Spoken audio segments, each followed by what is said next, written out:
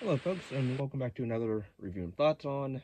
This time I'm checking out Longlegs, which is a very high praised horror film. It, a lot of people seem to really gravitate towards, they really like it.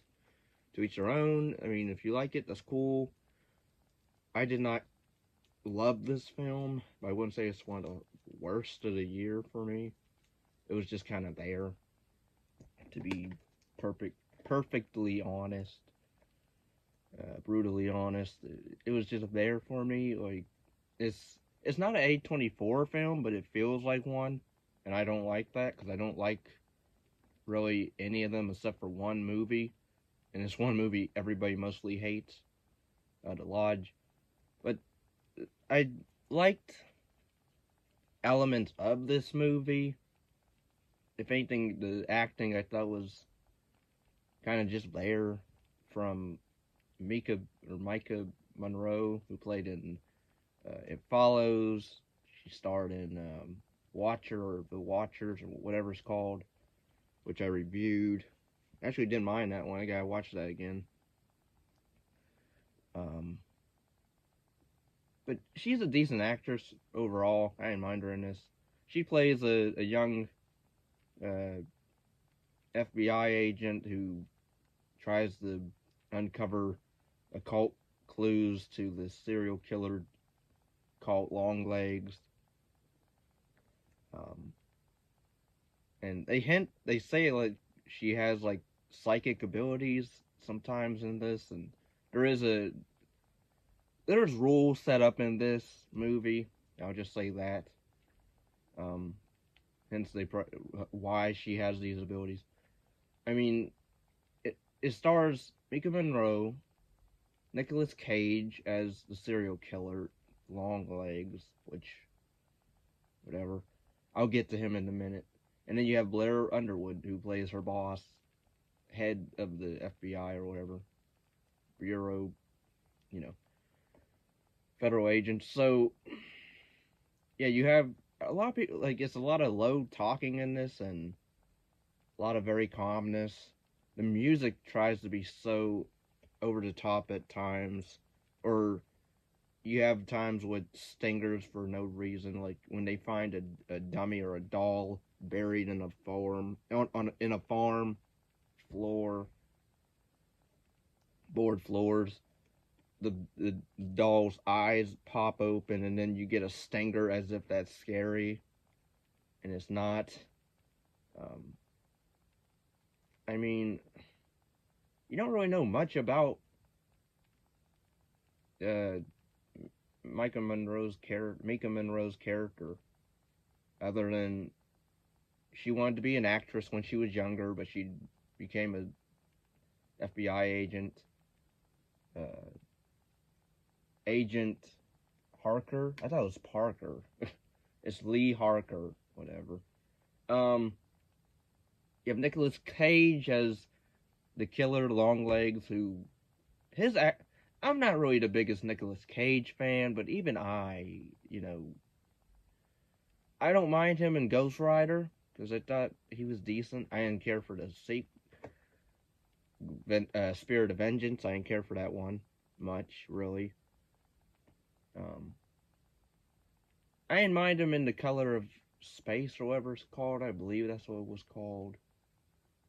Um, it was like a H.P. Lovecraft film, I believe, based off one of those books or whatever, or stories. Mandy, I didn't really finish. I saw like the beginning. I got bored. I took it off. The Wicker Man, I didn't see the original, but I saw his version, the remake, and I didn't care for it really. I did like actually Seeking Justice, which is, I think a lot of people must not care for that one, which I don't understand why. But I actually didn't mind him in that. I like that way more than this, I would say. I prefer him in this, in Ghost Rider. Because here he's so silly. Like, the movie tries to be serious, but then when it cuts to his scenes and he's acting all, Mommy! Daddy! He's like screaming in the car, driving, mimicking, I don't know what. And then he goes around. We see scenes of him going around in this one convenience store with this young girl, and he acts weird in there. We don't know what happens to. We don't know if he killed, if he kidnapped her or if he did anything to the dad or not, or because she like says, "Dad, the weird guy is back again," and then it cuts to him screaming in the car, "Mommy, Daddy," and over and over again. I'm like, shut up. So the acting is a mixed bag for me in this, because I do think it had potential. Because again, it tries to be this gritty. I don't know when this takes place, in like the 90s, I guess, but it's sort of supernatural elements in it. There are some supernatural elements in it. I have to say, considering how things work in this movie. Um, but the ending I didn't care for, really. If anything, it was kind of not, it was goofy. I would just say that, and a bit abrupt. If you ask me, it was a bit abrupt of an ending, because it's like, I mean, you understand what's going on, but then what's gonna happen next? You don't like.